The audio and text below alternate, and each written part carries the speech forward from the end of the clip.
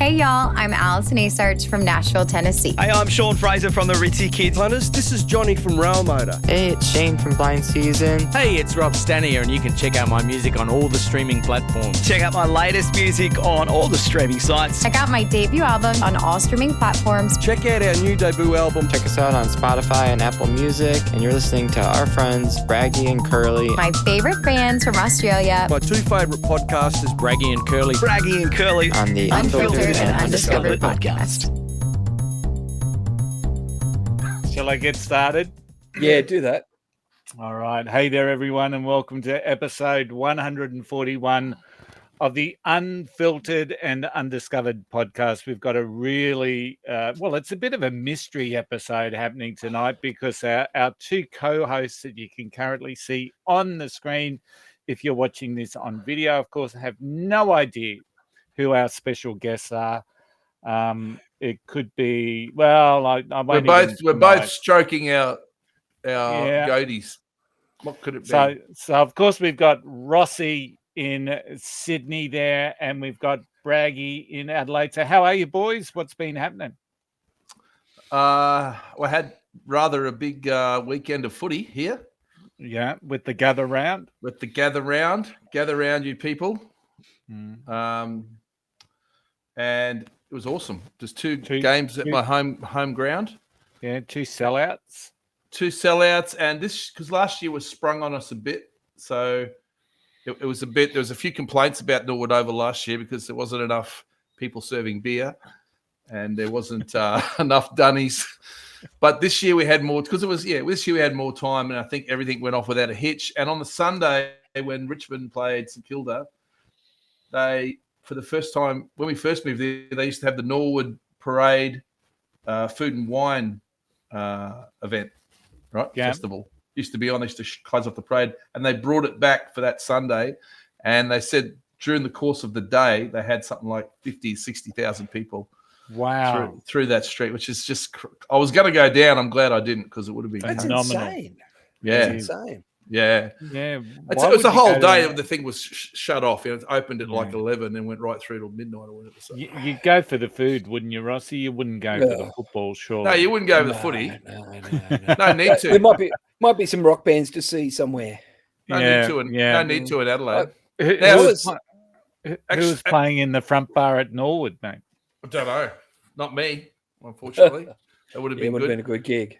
I do have a call to arms tonight too. I don't know if we'll say it now. We talked last week briefly about the Crown and Anchor in Adelaide. Yeah. The Cranker, and it's under threat of closure because the people who bought it a little while ago, 2016, are now want to build some student accommodation on that site because it's right close to the city, which means the venue will go. That's so wow. good. And so there's a petition. I'll give you the details, Curly, and hopefully we can put it I'll put it in the show notes and everyone can sign it. They need the Cranker. Yeah, they were trying to get 25,000 signatures. They got 16,000 already.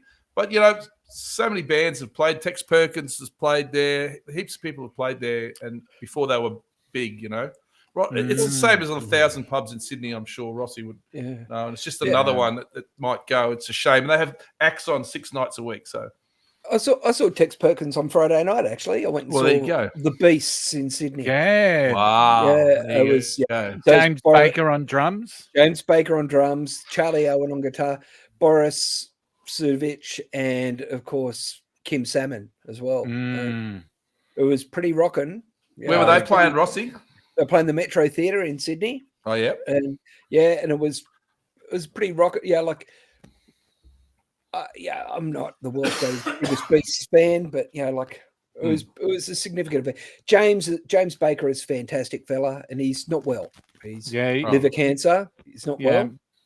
He had to be carried to the drum stool and helped to the stool and back, but did very well. And the band I think the band are doing it kind of as a tribute to James. Yeah, which is a cool thing. And every man and his dog was there, I think. I saw some of the reviews, and there's been lots of photos shared on socials, so it's awesome. Now let's before we bring in our guests and a very quick summary of some news that's been happening. And of course, we've got some huge news that I'll pass on to Rossy in just a sec. But Dave Graney and Claire Moore have got a new album out, and it's called, and it's you got to love their titles. It's called Strangely in brackets Emotional in brackets. So work that one out for me. Comes out on April 12, and of course, I've sent out a feeler there to see if we can get Dave and Claire on the show to talk about it. So let's see how that goes. That'd be good. That'd be You very may good. remember Zac Cross from Rocky, the young country Aussie rock. He's got a new single out, and it's interesting. I haven't heard it yet. I haven't listened to it, but the song's called Dear God. And as we know, XTC had a great song called Dear God. Brilliant. So it'll be interesting to see if it matches that sort of a quality. Yes. And Rossy, you've got some news, I believe. Well, that's correct. My a band very close to my heart, Jupiter 5, have we're just getting ready to release our debut album called Fifth from the Sun, a 13-track eclectic collection of garage rock tunes. Yeah, let's get the PR Hang right. on. It's a masterpiece. Come on. It said this dazzling 13-track masterpiece is a proto-punk garage meets riffarama psych explosion that will shake the foundations of your reality. Riffarama psych explosion. I got to say, we played a show in Wollongong at a place called Dapto Dogs, I think it was anyway, or something, Dapto, something, Diamond Dogs in Dapto. And this punk guy was there, and he's posted online that he saw Jupiter 5 walk on stage, and he said, I saw what looked like a bunch of my grandfather's best mates come on stage, and then all of a sudden they kicked into some of the craziest garage psych rock they'd ever heard. I love it. Said, Thank you very much. Preview listen, but I love it. What did you make of it, Braggy? What did you make of it? It's like a Venus flytrap. It lures you in with the first couple of songs, and then it's a slippery slope. And I love it. I love it. It's send into the heart of the beast. But it's not metal. It's just freaking great fun. It sounds like heaps of fun. Yeah, well, yeah, we're enjoying ourselves, and that's all that matters. Yeah, exactly. Absolutely. And it's I'll put the link to Bandcamp in the show notes, Rossy. It'll be on Spotify on the 1st of May. It's coming out on May Day. May Day, Will Robinson. What May Day?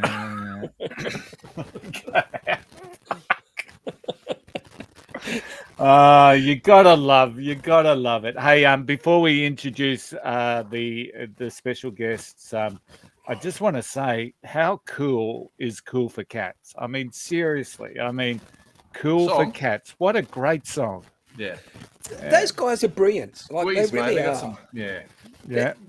There's another song that I love called Up the Junction. Have you heard that? I love that song, Up the Junction, about Brilliantly the guy gets a girl pregnant and then he loses her. Oh, it's such a sad song, but so well written. And you know the piano player is Jules Holland. Yes. Yeah. Yeah, I know Jules is from that band. Later with Jules. Yeah. You ever see that show, Curly? No, I didn't. It's on. You can look it up on YouTube. Later with Jules, what they do is they get like 5 or 6 bands in a circle. Yeah. And they all play and they go from one band to the next. And sometimes he plays piano with them. And it's got some of the biggest acts in the world on it. It is fantastic. And they're all so different. He'll go from Tom Jones to the Waits, the Strokes or whatever. You know? Okay. Yeah. And you can see every band is fascinated by every other band. They're just watching them, you know, especially if there's a big name band on there, you know. Yeah, I've seen the Darkness on there. I saw Peter Perrett, The Only Ones, those guys. Yep. Like it's had anyone who's anyone. And I think the last episode they had Squeeze on. Okay, I'll have to check it out. So, sitting in our green room right now, and I've got to apologise. Our green room isn't that amazing. You bring your own beer or your own drinks, and you sit there watching us for 11 minutes. So. But these guys are two icons, absolute icons of Aussie rock. They've been playing hits for decades. They've been in and out of bands. It's probably fair to say that they've had a fair bit of success recently, of recent times, in the recording studio. So I'm just going to bring on our two guests. The boys have no idea who's just about to join us. So let's see. Hello, boys. Hello, boys. Nice to see you. Hello, boys. Nice to be here. What a fucking letdown. I fucking told you. I told you that's what he'd say. And of course, we've got the public relations arm of Railmotor. We've got Jumpin Johny Railmotor, and we've got Bobby the Boss. How are you, boys? Hello. How's it going? Hello. Hear me all right? How are you? Lovely to see you both. Yes, Wow. same here. I'm almost seeing you guys. I'm a bit laggy tonight. I just want to say one thing, Curly. Yeah. Your green rooms even bring your own fucking room, mate. That's true. Absolutely. Hey, So- Waxy, in your case, it's probably bring your own green as well. Yeah. Oh, Hey, dear. Is it? Yep. It's Johnny. It's not Waxy. And he's even got the name. I'm just right. trying to get But my head anyway. over that light. Hey, now of course Braggy's in interviewer mode tonight, so this is all about bringing in some PR for Railmotor, because we did have some other guy on, Rossy, and he seemed really almost didn't want to talk about it. So we just thought he's very shifty.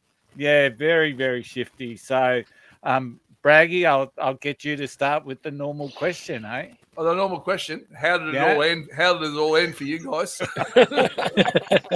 Actually, it's probably the best question to go to Bobby Railmotor, Bobby the Boss.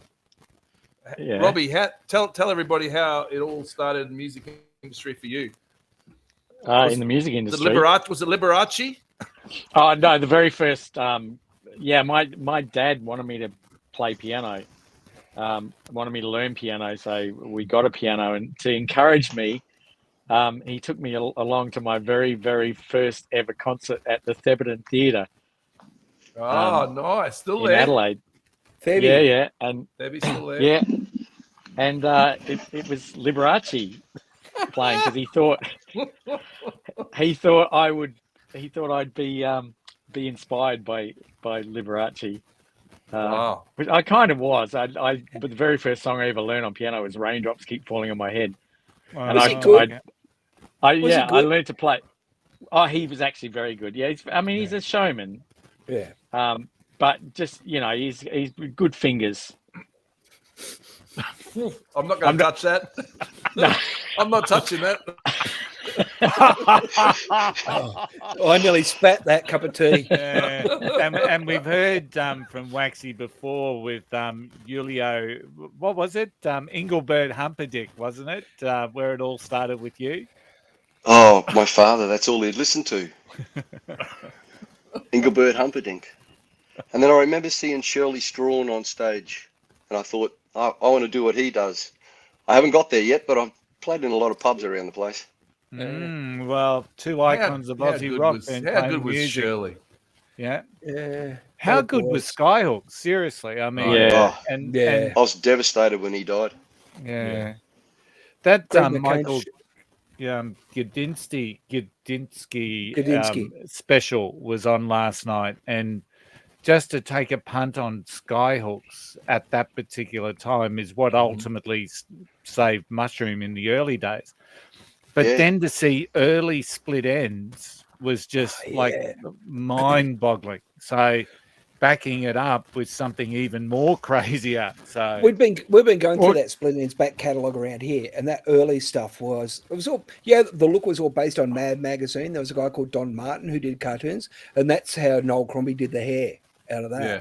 Oh, great. That's funny, because the very first actual rock concert that I ever went to was in Adelaide. It was at Memorial Drive, and it was a triple bill. And it was Ross Ryan, who sang I Am Pegasus. I Am Pegasus. Yep. Followed by, the headline act was Sherbet. I was about 12 or 13 years old.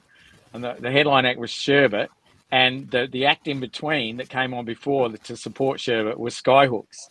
Wow. And they just literally blew Sherbet off the stage. Sherbet, And Sherbet were the number one band in Australia at the time.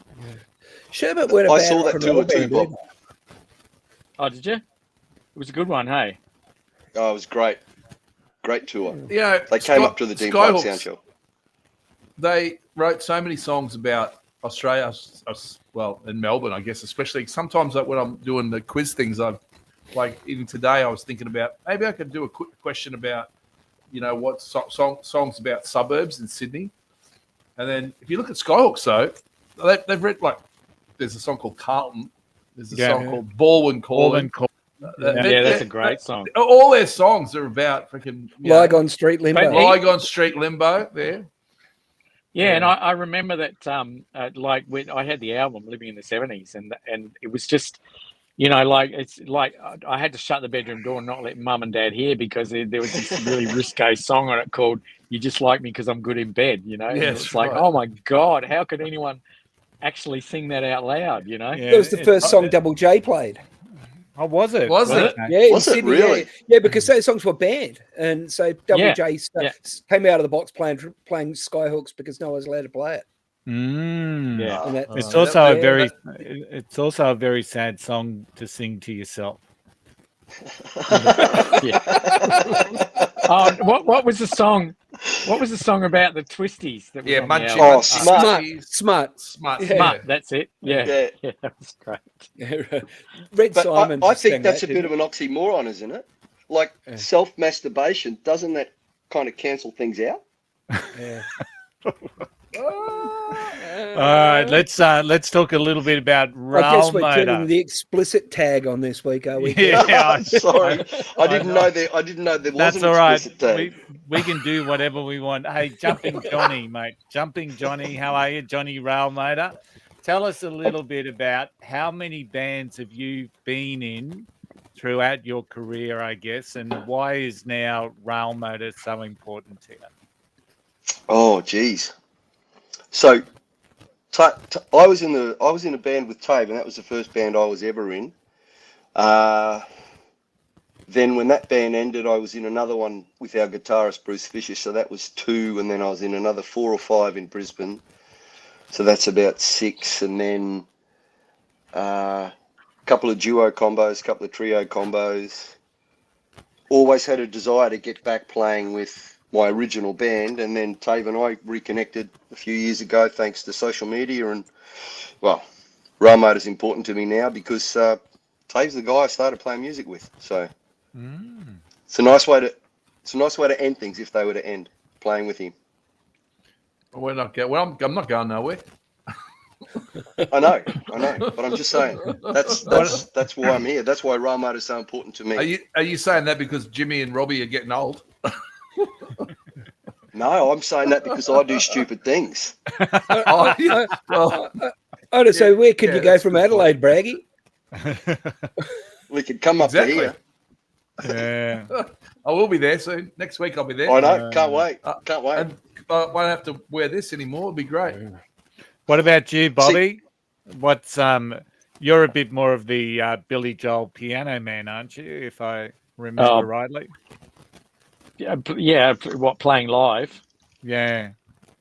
Yeah, not so much Billy Joel. I kind of pretty much refuse to play that now. But yeah, I'm just playing in bars. I love Railmotor because it's very creative outlet for me. And because I'm doing so much with covers with my, to earn a living. Yeah. I have to, being in touch with Billy all the time, keeps that creative tap switched on, because he's always contacting me saying, "Oh, I've got this song, and let's work on it. Let's do some stuff." That's actually more like, Rob, I'm stuck. What do I do here? Well, how does this sound? And you say, that's shit. Don't go there. I would never have gone to that chord.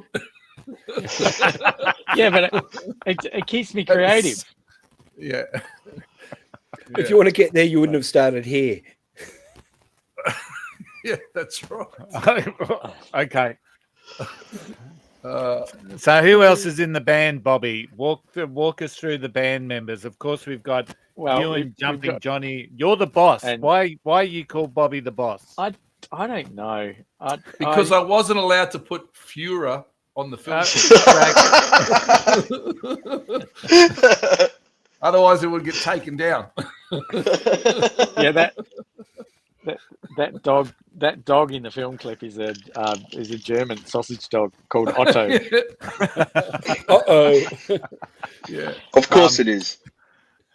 So the other members of the band, we've got these three here. Why do they call me boss? I don't know. You know, I cut them so much slack. They think that I'm really bossy, but I haven't even started being bossy with them. You know, wait till the next album.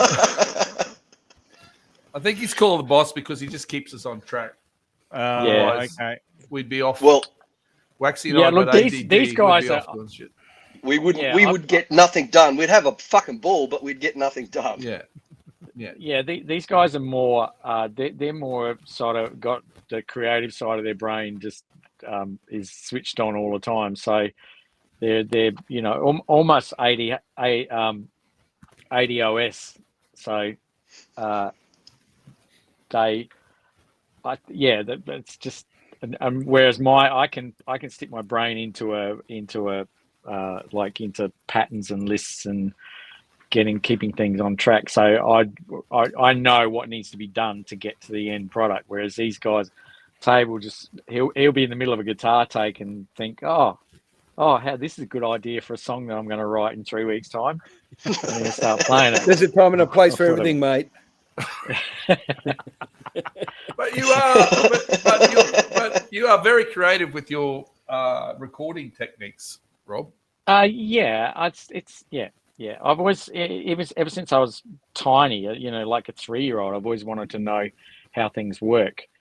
You know, my mum still to this day says that I'm the only person she knows who, at 3 years old, could actually take apart a Tonka truck, which is supposed to be unbreakable, and it's because I wanted to know how it worked. You know, and and audio has been exactly the same for me. I listened to songs when I was, 10 or 11 years old, and I just loved what they did to me, and I love what they, did in here. And since then, like for 50 odd years, I've been trying to work out how that all works. And you work it out by, working out how music works. So when you guys been in recording, you kind of record live. Do you do a lot of the engineering on the fly yourself? Yeah, I do all the engineering. It's all it's a big job. Big job. Yeah. Yeah. I had a few. It was this recording was a lot easier than the last one, but I don't remember as much of this recording as I did of the last one. Does that make sense? And that wasn't because he was drinking too much. No, that makes perfect sense. Well, it makes Rob Stanier sense. So, no, I think the reason is because I just, the band is very inexperienced when it comes to being in the studio, and that's why it's intense for you, Rob, I feel. Yeah, I think it was the intensity because it was such a good recording space. I was like, my brain, just from the moment I walked in there at 8:30 until I walked out of there at 6, 7 o'clock at night, I was just switched on, my head in the computer. At one stage, Jimmy said to me, "Oh, Rob, I don't know how you do it. Just staying focused for so long, for such a long amount of time." And that's the love coming out. Certainly is. So you've mentioned Jimmy, and we still haven't had the answer. So who are the rest of the band? We've got Jimmy the Dude. So yeah. Who Jimmy, else is but we call Jimmy the spiritual. What is he, Billy? The spiritual. He's the spirit of Railmotor. Yeah. Spirit of Railmotor. Yeah. So he's the reason the band exists, really. Yeah. Okay. So, and then who else? And then we got a new member this time. Have we gone through everyone? Yeah, 1, 2. No, 3, No, not 4. yet. There's one person. No, we've got. We're one still person you always waiting. forget, but that's fine. But he's probably just wiped your memory. He's probably Yeah. just wiped Yeah, your yeah. memory. So No, Yeah. we got Benny on drums. Yeah, Benny the shapeshifter. yeah. Yeah. No one he's- knows. He's we don't know what Yeah, Benny he's- is. No one knows what he does, where he lives, what. Yeah. Benny the Yeah, he's- shapeshifter, and of course you've got the new member, our new member, Kat. Sarah, Sweet Annie. Sweet Annie, yeah. Annie, we were, I think Billy was looking for, we had a couple of songs that really could have done with female vocals. And Billy had quite a big sporting connection with Annie, which is Yes. enough. I mean, you only have to say you've got a sporting connection. You're in the band, basically. It doesn't matter whether you can play or not. Pretty much. And so she came to the studio about, when would it have been? About September, October. And I put her in the studio here and just got her used to the mic and used to singing and because she hadn't done a lot of professional singing, not that you'd know from listening to it. And she sounded good. I sent the tapes off to Billy, and he had a listen and said, "Yeah, it sounds good. It's going to fit in well."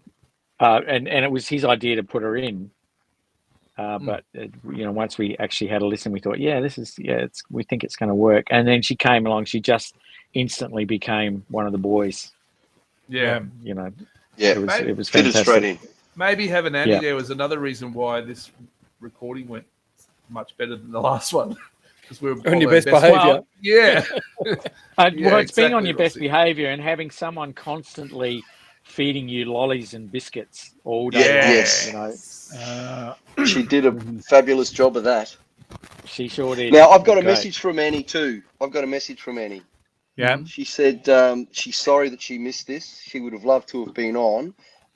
But she's turning 40 today, so Bless. she kind of had something else planned. Yeah, so happy birthday, Yeah, nice. Thanks Annie. for letting Australia know Annie's age. How old she is. Johnny. Yeah. Well, yeah. her mum let him know, so I thought it was okay for me to. That's what big brothers do. Hey, but I've just got to check some of those times, right? So you're saying 8:30 to 6 or 7. Did that Roughly, include yeah. Braggy, or did he 6. just wander off at times and go down the beach, or was he in there doing those long days as well? He was probably the second most. Him and Johny were probably the two that were there just about all the time. Okay. Braggy was there longer than me. Yeah, and then I guess it was probably Annie, Absolutely, She she was there next for sure. and then Jimmy. Jimmy was great in the first week. In the second week, he'd done most of his work. Yeah. And we didn't see a lot of him, but he was still there, giving us listening to the stuff at the end. And it sounds like and you're then- still not sure if the shapeshifter was there or not. Well, But somehow you- Benny Wow. Benny was there. So yeah, because I put up a couple of petitions to control the drum sound, and we heard the drums, but we don't know whether he was actually there playing them or whether it was being controlled from something else. Rossy, I did see him, but I think he could have had something programmed in my brain. I'm sure you've worked with many people like this, Rossy, where Benny would just appear out of nowhere. Like, where's Benny? Oh, there he is. And then it'd be like, Where's he gone? Yeah. Where's Benny gone? Yeah. They are usually drummers who are like that, I've got to say. Like, the studio's the most confronting time for a drummer, though, I reckon, too. Like, if anyone's going to be exposed right from day one, the drummer has to be on from the start, and they're the guys who have to work the hardest in the studio. And in the modern day, when people try and get them to play the clicks and things like that, it can be measured how they're doing. It's a little unfair. It's a little unfair, the pressure drummers are placed under. But he can do they that chose too, it. Benny. It's their Yeah, pick. that's right. All right. So, guys, before we talk about your single, as you know, we do Braggy's trivia every episode. Oh, and geez, I had some fun doing this today. Braggy was, I think he was tailoring this one to Mr. Paul Kelly. And No, Mr. I Paul wasn't. Kelly, we will No, I get you on this podcast to talk about AFL one day. So maybe not music, but we'll. You told me to do an Aussie one, so this is all Aussie based. All right. So guys, I hope you got a pen and paper. You need pen and close paper. by. You definitely need pen and paper. Just give me okay. 2 secs, all right? Yeah, Hang on. you're Oh, right. And Johnny, it's all about you and Bobby combining to beat Rossy. Because So we got to be a team. yeah. Well, you just add your points together. We just add your points together. Yeah. Yeah. Oh, okay. So we score independently, but then we just get a collective score. It's you and Bobby versus Rossy and Curly. Yeah. Okay. And You add it together. Curly's normally a passenger, but I might be a go at this one. So Curly be a goer.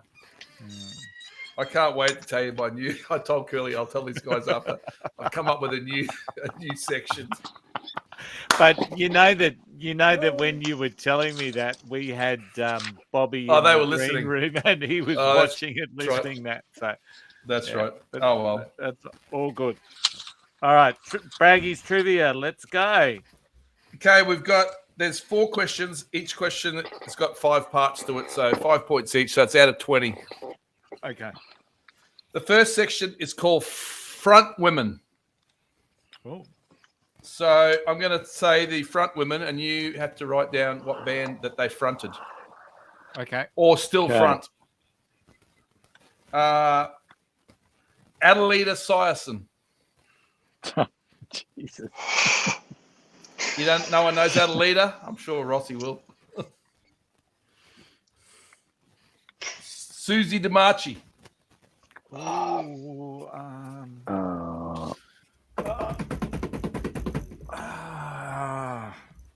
Third one is Amy Taylor. Amy Taylor. I love that fucking band, by the way, that she fronts. So there's no like Chrissy Hind or No, she's not Australian. There's some They're people all you'll know, Aussie. Curly. Yeah, I know. They're all Aussie.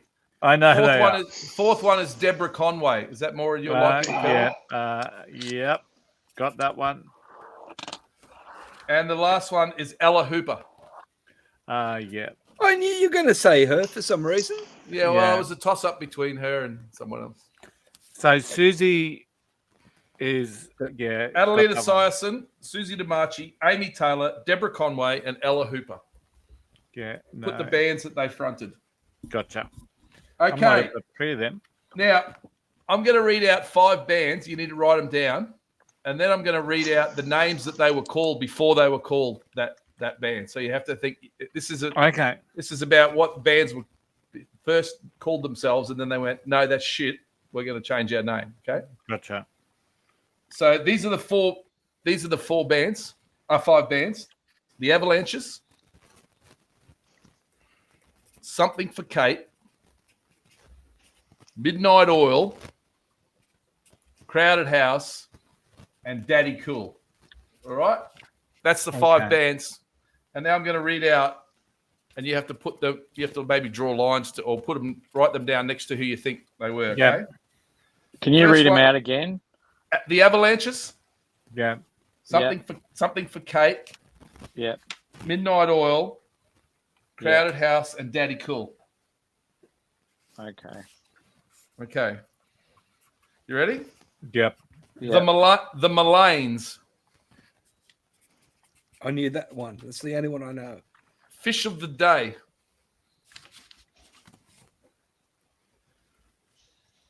Sons of the Vegetal Mother.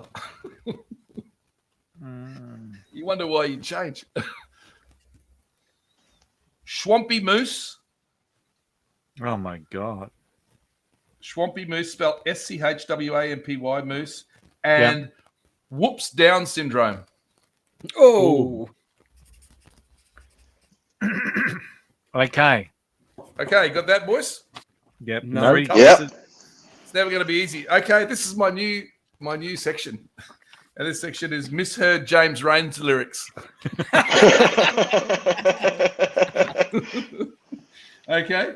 So what I need is the correct lyric and no one knows that. and the song it's from. Now, talking about when you're in early bands, I remember one of the first bands I was in trying to do Aussie crawl covers and having fucking wearing out the tape by rewinding it. And in the end, just going, fuck it. I'm just going to sing whatever I think it is.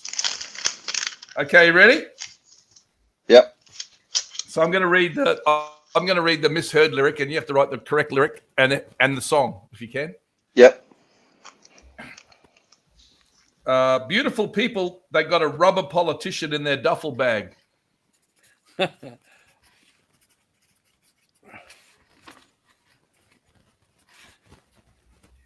Right. Second one. Tell me when you're ready. Ready? You ready for this next one? Yeah. She don't like fat Canada beaver. She don't like fat Canada beaver.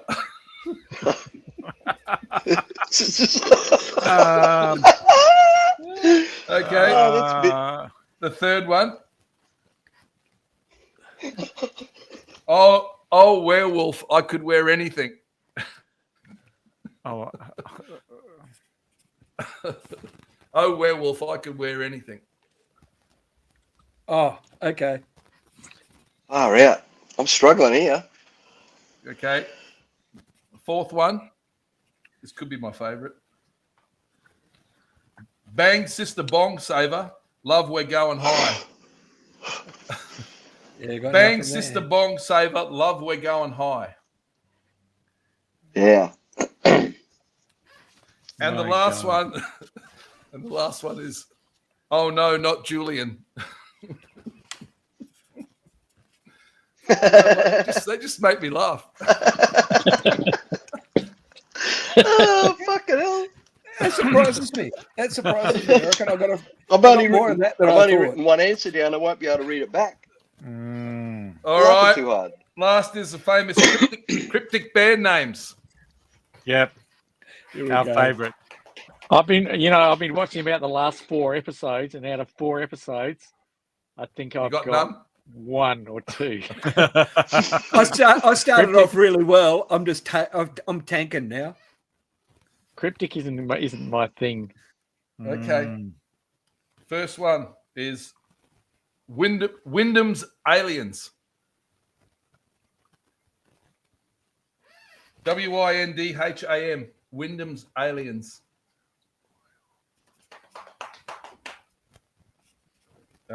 Second one is Peak Bonnets. Peak Bonnets.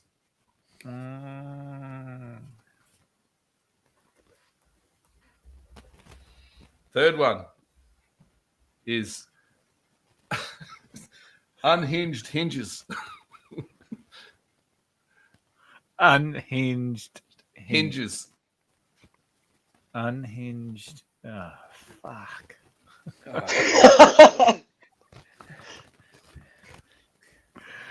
Yep. Fourth one is Cuddling in Bed with a Smirk. Cuddling in bed. with a smirk. How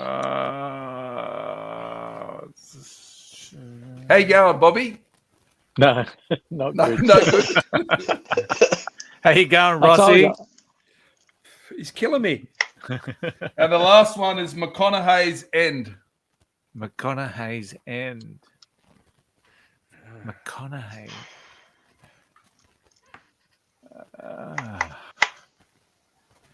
Yep.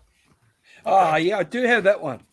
All right. I got 1 out of 5, I think. Well done. I got none. Okay. One of them is a little stretch.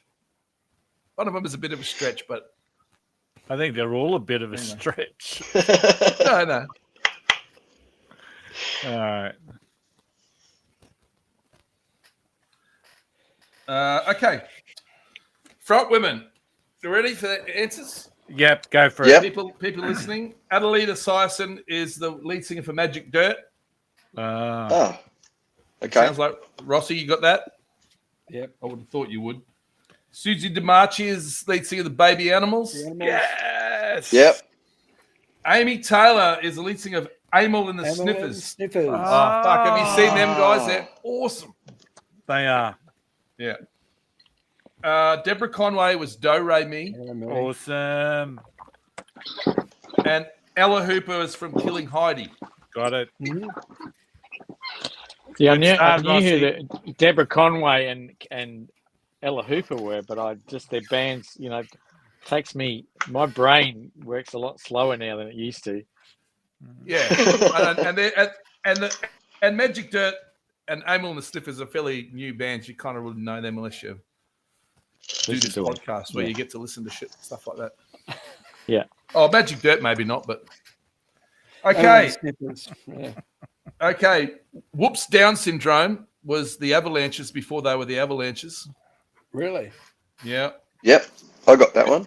Fish of the Day was Something for Kate. Yes. All right. Sorry. I get excited when I get them. Swampy Moose was the high school band of Midnight Oil. Just didn't have Peter Alright. Garrett in it at the time. What a guess. Before that, they were called The Farm, weren't they? Or The after Farm that, or they were called something. The Farm. Yeah. Yeah, The Farm. Yeah. The Malanes were Crowded House. Crowded House. Yeah. Yeah, I got that one. And Sons of the Vegetal Mother was Daddy Cool. That's some shit they're smoking back in the 60s. Oh, yeah. Hey, I was looking at some Crowded House stuff. Do you guys ever watch that Tim Pierce guy on a podcast, guitar Yes, player? I do. The guitar player, the session guy. He He played on. he played in the first Crowded House album. Yeah. He's He played played on on. everything. He played I on play. Don't Dream It's Over, didn't he? Yeah, he also played on Iris for the Goo Goo Dolls, but he's played on everything I played. So Just he, pick up a record. Rossi, he would still get money for that, or is that just a one-off payment? Nah, he would have got One-off paid. I reckon, payment? and moved on. Yeah. Okay, but that would have got him lots of other work playing on that. Oh yeah, man, he's just too good. That guy. Yeah, he's unbelievable. He's so clean. And he's so normal. Yeah, he's so normal. Yeah, he's a session guy. You can I tell like he's not in a band. Okay. The song is Beautiful People, and it should have been Beautiful People. They got a Robert They got Palmer their Rob t-shirt Palmer in their t-shirt travel- in their travel bag. Yeah. Correct. It's from Reckless. The next one is She Don't Like That Kind of Behavior. Yeah. Yeah, I got Cool. that. From Reckless. It's Oh Errol, I Would Give Anything. Not Oh Werewolf, I Could Wear Anything. Yeah. Then it's Things Just Don't Seem to Be Going Right. It's not Bang Sister Bonk Save a Love, We're Going High. But that's a good line. That's a cracker of a line, though. Things just don't seem to be going. And the last one is Oh No, Not You Again. Not Oh No, Not Julian. Yeah. Yeah. That's, okay. I'm sitting on 8, Rossy, so far. Oh, what's the score? Let's have an up check. 8, Ross, you're 8, Curly, Rossy. 10. 18, boys. 3. Come on, Railmotor. 3, Maxi. 4. Oh, We're letting the team down, Braggies. Sorry, man. that's all right. It's hard questions. Would have made it some easier if I'd known it was you two dickheads on. Can I just say, I'm not going to extend my score not in this easier. next lot either. Not easier, just older. Okay, Wyndham's Aliens. It's John Wyndham wrote the book The Day of the Triffids, so it's the Triffids. Okay. Wyndham's Aliens. Oh, yeah. You know what? I was thinking Western Australia, Yes. Not bad. I'd almost give you that. but because I Half a was point, playing Robbie. Western Australia Half when a the point. Triffids played. Thanks. Peak Bonnets. Anyone get that? Well, it'd be the Hilltop Hoods. I wrote down hoods, but I'm thinking hilltop and peaks because I was thinking peak of the cap. Yeah. No. You should I'll have said give myself Summit one. Bonnets. Yeah, I'll give myself Now- one anyway. I was close. Now, before I reveal this one, I just have to confer with Rossy. Yeah. Rossy, would you say that a turnbuckle is a hinge? It's a hinge that stretches the things. I would call it a mount. But it tightens. It's in the corners like a hinge, and Yeah, it it does. tightens the thing. So unhinged, hinged is psychotic turnbuckles, which these two boys won't know. But it's a band that Rossy has a lot to do with. He knows some of the guys. In there. You like that? They chase him around countries. Tell the boys that one. Unhinged, hinged. Oh, well, they are unhinged. They're like a football team on it. They're like a football team on an end of year triple A. Anybody get cuddling in bed with a smirk? No. I wrote spoon, but I couldn't get past that. And what's another word for a smirk? A grin? Green spoon. Green spoon. Not so bad. Do I get a point for that, for writing down spoon? Half. All right. And the last one, McConaughey's end, Rossy? Matt Finish. Correct.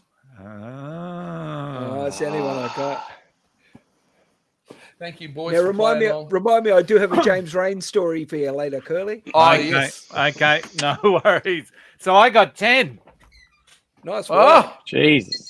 I gave myself 2 at that end. So anyway, hey, boys, let's so obviously Railmotor failed in the trivia, so let's get back onto your music. So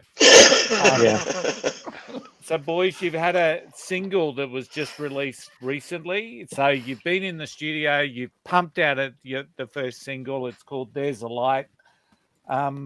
Tell us a bit about it. How was the recording process for it? Obviously, we know who produced it and engineered it, but what was it like getting it all down in the studio?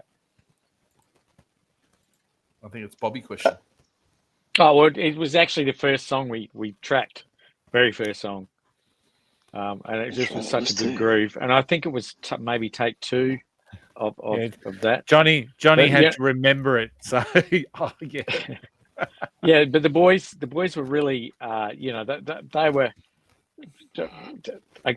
for want of a better word, they were pumped, and they were all raring to go. And I think just the excitement of, because Johny managed to procure the room for us, and he'd given me a video walkthrough 6 months earlier. But we didn't know what the room actually sounded like. I had a bit of an idea, but nobody really knew, just what it looked like, or how much room we were going to have, and stuff. And I think the boys were all really just felt great coming into this room that had so much space that they could just be comfortable. They could spread out.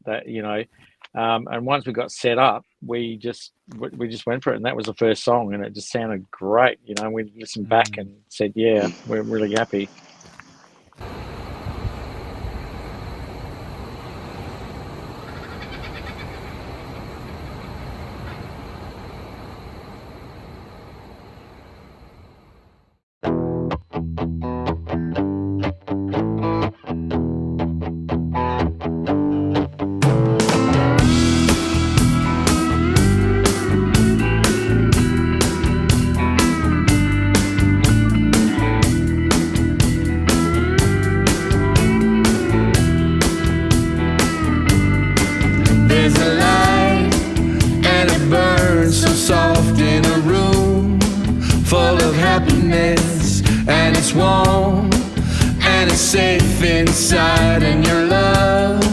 Touches everything, yeah.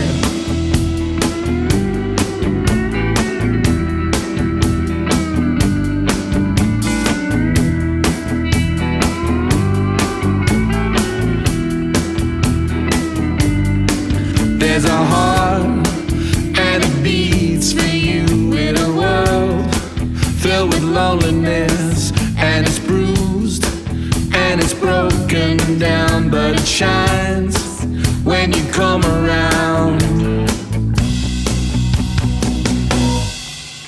Ooh, now baby, you're a little different. Ooh, now honey, you're a little strange. We're all here waiting for the revolution. We're all here waiting to be free again.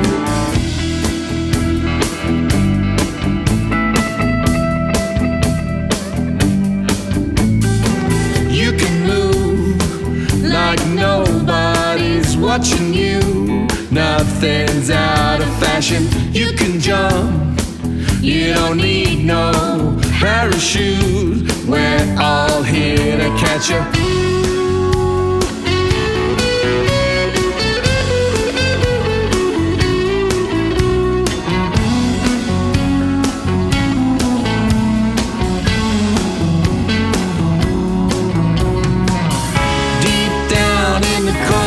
City where the love is getting mean and the hate is getting busy. There's a safe place you can bring your face. Get on board the bus, come and sing with us. Ooh, now baby, you're a little different. Ooh, now honey, you're a little strange. We're all here waiting for the revolution. We're all here waiting to be free again. We're all here waiting for the revolution. We're all here waiting to be free again. Ooh, now baby. Ooh, now honey. Ooh, now baby.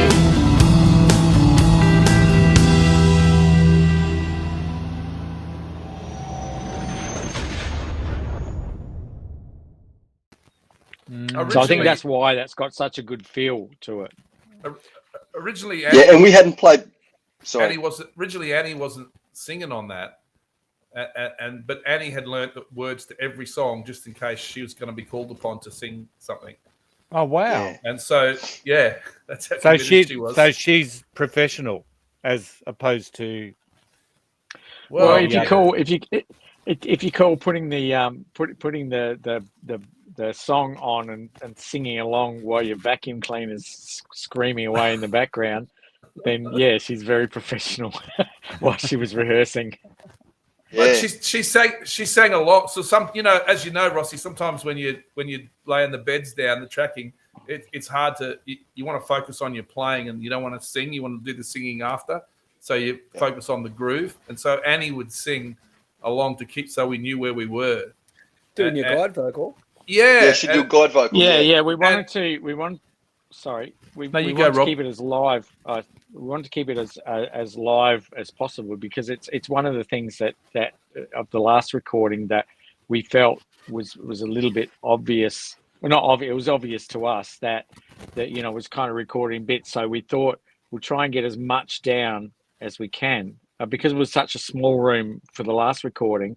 We had to do the drums and then and I think we did drums and bass first and then everything over the top of that. Whereas this one, we managed to do everything except the vocals.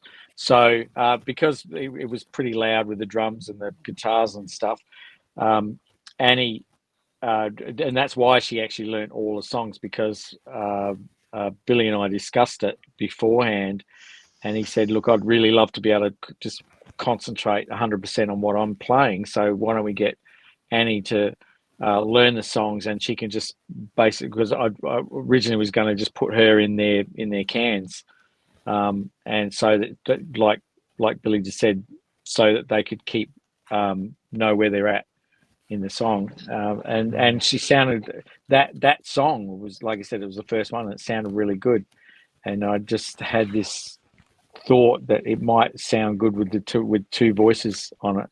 And it did sounded great. The voices went real well together. And just unison, well, octave, no harmony, just Yeah. But the live energy in the room makes a difference too, doesn't it? Yeah, because we didn't use Annie's guide vocal. Once we'd had everything tracked, we then got Billy and Annie to get up there, and same thing. I made them, or I asked them to face each other, and while they were singing, and again that makes a big difference too. Well, the non-verbal cues, like the physical cues when you're playing at the same time, you watch each other. People are moving their head, their hand. Yeah, like you just get a whole different vibe. You really do. It's great. That's good. Exactly. And you know what? If we didn't have her doing that, I don't think we would have got through those 15 songs in 8 days. She was critical to us getting that done, and we were getting like 4 songs 3 or 4 songs a day done. So Big workload, 15 songs in 8 days. Yeah, but was. she just having her there made it so much easier. So what was the how did the decision come about that There's a Light was going to be your first single? That was because it was easy to make a film clip for that one. Very scientific. Plus, it was one of the songs we had picked out to be one of the singles. Yeah. Maybe not the first. The one that's coming out soon. The next one is probably the one we were going to do first, but we felt we needed clips these days in this world. And also you wanted an opener, and that's got it. It's got a really nice groove. Yeah, There's a Light. It's a nice introduction for people. An introduction to the next album. Whereas the next one that's going to come out, next song that's going to come out is more of a. This is, more of an actual single type feel. And your previous PR guy who got sacked shared the story about the song itself. So Big Billy, I'll point to you. Do you want to just walk through the next song? The listeners that may not have listened to our episode where you briefly talked about what There's a Light's about. Yeah, so There's a Light. Where did the song come from? What's it all about? It comes from this room here where originally it's my studio now, but when my daughter was living here, it was her painting studio because the guy who used to own this house was a painter, an artist, that is. And she would be down here with her group of friends who are all, I don't want to say marginalized, but they were all very different. Yeah. They all had their freak on.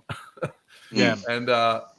And so, but they all had little mental problems. Some of them had bad childhoods, and they all just looked after one another so well. And I'd sit down outside here and drinking my wine and just listen to them and how it's just beautiful, how they just young kids and how they were all caring for one another at different times. And there would have been, sometimes there's 5 or 6 of them down here. So, and I just was just like the glow. There's a glow of the light with the picture on that thing, and it was like that's what it was like inside too, inside the room. It's the glow. It's a great story. So, boys, you've talked about 15 songs in 8 days. So, no doubt there's an album coming. So, Jumping Johny, I'll ask this question. It's got a new nickname. I love it. Well, I've had a sneak. I've got to remember which persona I am. Yeah, so I know the feeling. So, Jumping Johny, we've heard the whisper that the album's going to be called 11. And so what's the significance of the number 11? So I think it started back when we were recording the first album, and every time we'd go to one of the local cafes for breakfast, either as a group or individually, we'd inevitably wind up with number 11 more than we would get any other number. And then when we dispersed back to our own regions around Australia, we were just taking photos. We'd go to a cafe with mates and you'd take a photo. Look, I'm number 11. And we were getting number 11 coming into our world at a rapid rate of knots. So I think that about sums it up from my perspective. Yeah, it's just a stupid thing that because when you look for a number, you will always find it. It's like when you buy a new car, you always see that car on the road. Yeah, absolutely. Yeah. But you look at the clock, it's 11:11 very often. Yes. Yeah. Yeah. Oh, it's right. actually twice a day, Rossy. Twice a day in my house, yeah. Oh, very good. See, that's why he's coming. He's the real Bobby's coming out there now. Captain Sarcasm. I love it. No, that was sheer wit. That wasn't sarcasm. That was sheer wit. That was same thing. That's a moment. So that might even make the end of year takes there, Bobby. So and of course, because we decided to call the album 11, it only goes to say that you're going to have 12 songs on it. Of course. Exactly. Yeah. But you've recorded 15. So what's the process there? Throw away 4 shit ones. We actually had a We won't throw democratic them vote. away. Yeah. We actually had a democratic vote, and we I think Billy, you got everyone to rate them. Yeah. Yeah. And Yeah. Waxy calculated it because Waxy's got a bit of Yeah. a Rain Man when it comes to maths. Going, Okay. Oh, Excel. All I had to do was push one button, and Excel did it for me. So what we'd like to do is have some vinyl that's got 12 songs on it, and then we'll maybe on the Spotify we'll have put the whole 15 up because they're all pretty good. There's not one that I'm not that I hate that I wouldn't want people to listen to. Obviously there's lots I like better than others, but there's nothing that I'm not proud of. So it's a good progression from album number 1. Yeah, it's better. We're smarter. It's a much better sounding recording. Rob's just done an unbelievable job. Yeah. I mean, he had another freaking $14 million worth of microphones this album as well. So, yeah. Tell Rossy about that microphone that you have. That's the one that Waxy didn't know which was front or back. Yeah, but it wasn't just me. It wasn't just no, me. yeah, Rossy will know it anyway. It's just a Townsend Labs Sphere. Yeah. Yeah, that's just the modelling mic. Had one of them, and I had a U87 for vocals. So that and the things that like they just make such a big difference having that there's a reason that every studio on the planet uses a U87 for vocals, right? Because you just sing into it and it just sounds sweet, Beautiful to sing into. Yeah.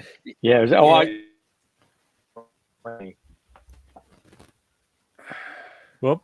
Have we lost the I thought we lost the sound. Yeah, he's back. Oh, good. I said Johnny, only if it's the right way around. Yeah, I know. That's what I said. I wasn't the only one, though. I think some other professionals have done it. I was just your roadie. All you had to do was give me instruction, bro. Yeah, true. I'll take that on board. I should have. Told me how to do my job.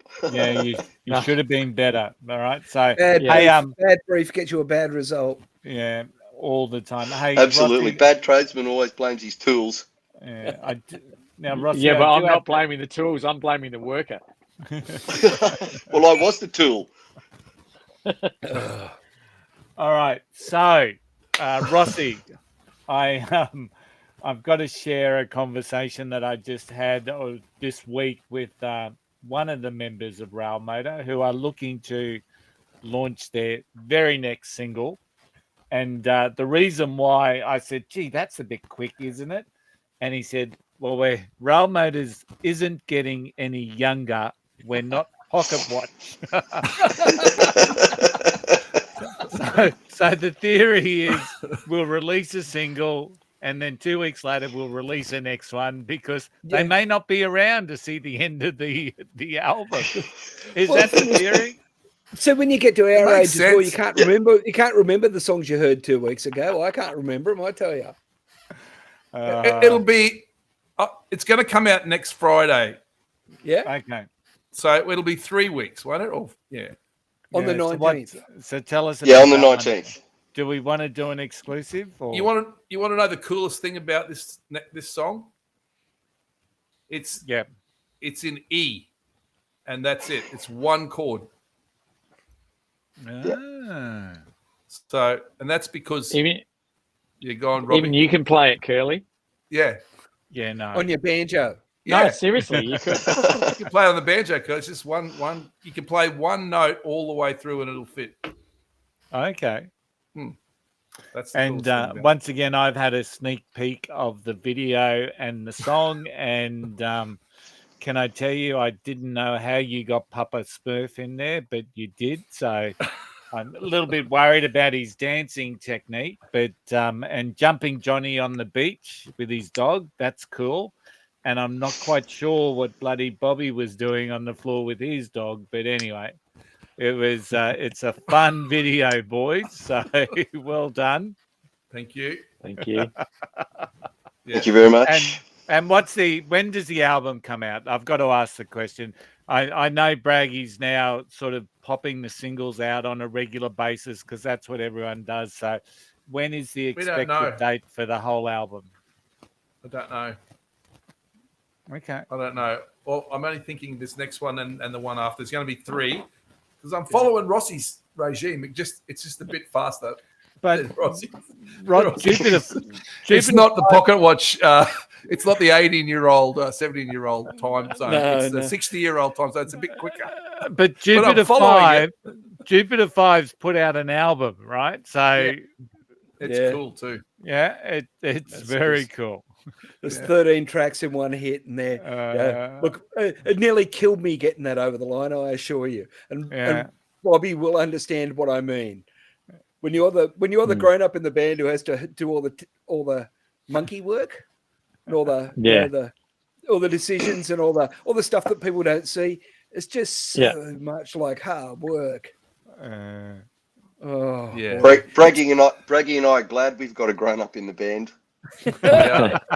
Look, I think Curly. I think this next one will come out next Friday, and by that time I'll be up with Jumpin' Johny Railmotor. Strategizing. We're doing a little tour up the East Coast, playing covers and originals. And remember, my wife says we can't call it a tour.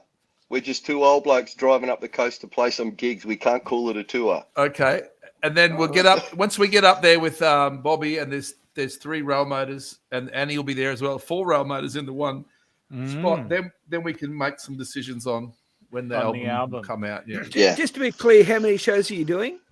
1, 2, 3, 4, 8. Is that right? Yes, 8, including the Loose Change reunion. Yeah.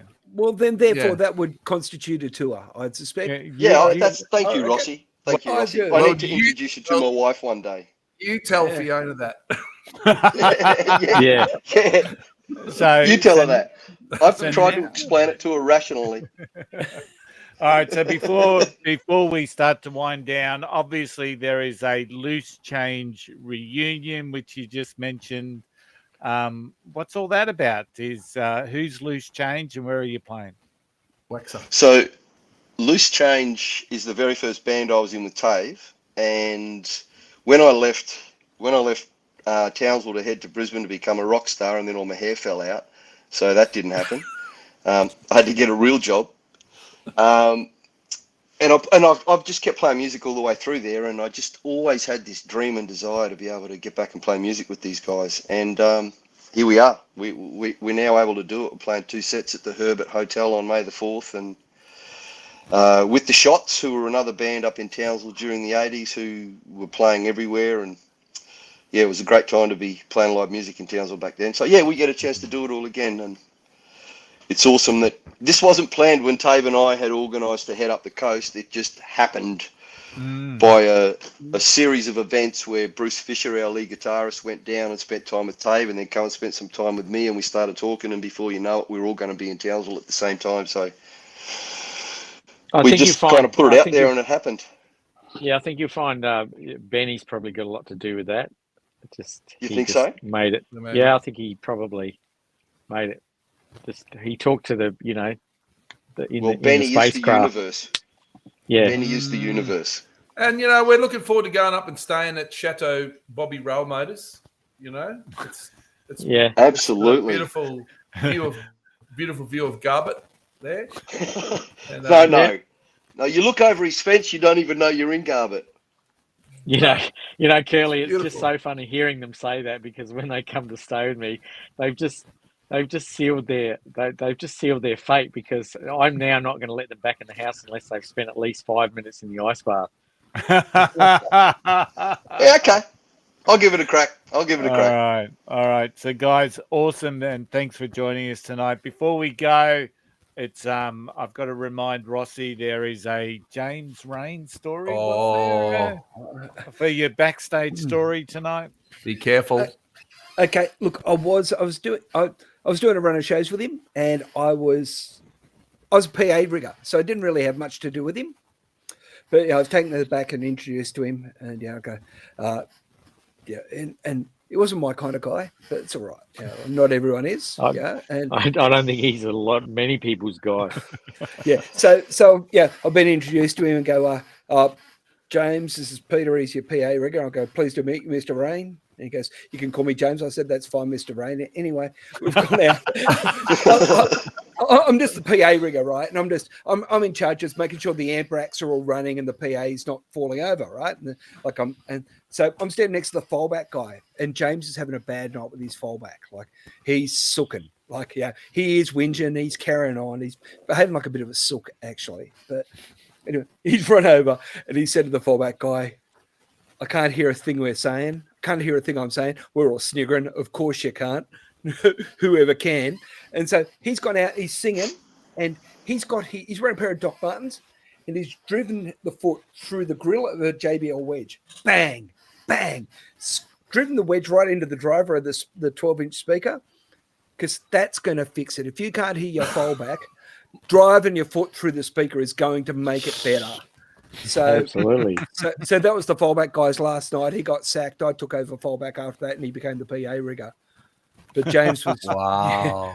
But he actually came storming over the side of the stage and said, I can't hear a thing I'm saying. And we're going, whoever has, you know. How good was his fallback the next gig, Rossy? I went out of my way to make it pretty loud. Can I tell you my James Rain story?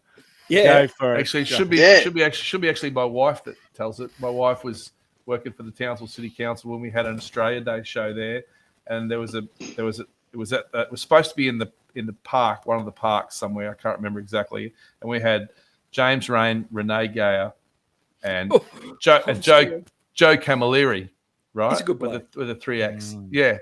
And so my wife was kind of, backstage. We couldn't. First of all, we had a deluge, so the place was flooded, so we couldn't do the outdoor gig. So everything got switched at the last minute to the Civic Theatre, and then there wasn't a full house there because some people couldn't get out of their fucking driveways. It was that raining that much, with that. Anyway, James wasn't very happy that there wasn't much of a crowd there, and so my wife's story from backstage. First of all, my wife offered Renee a drink, and Renee's manager came running over and saying, no, don't do that. And then James was complaining. He said Joe Camilleri was lovely. James got on stage and he said something else about the weather and how there wasn't many people there about the rain. And you know how sometimes, Rossy, there's a quiet moment in a theatre? I think a good mate of mine, stood up and just said, yeah, it's James fucking Rain. Yeah, and the whole theatre laughed. He wouldn't like that. He would not like that. He was not happy with that. Cheeky? Yeah, it was cheeky. Yeah. Yeah. James Rain said, let's Curly, please tell me we haven't got James Rain on the show next week. No, we do not have James Rain. We've got Renee Gayer. From the. She was lovely, by the way. She was lovely. Yeah. Tell him the story about. She was awesome. You got her in a good day. Story about your dad and staying alive. That one? Maybe we'll tell that after the show's finished. Absolutely. So, just in wind-up mode, Rob. Or Bobby, okay. Bobby the boss. So, I'm sorry you're not the boss on this show. It's you're right, okay.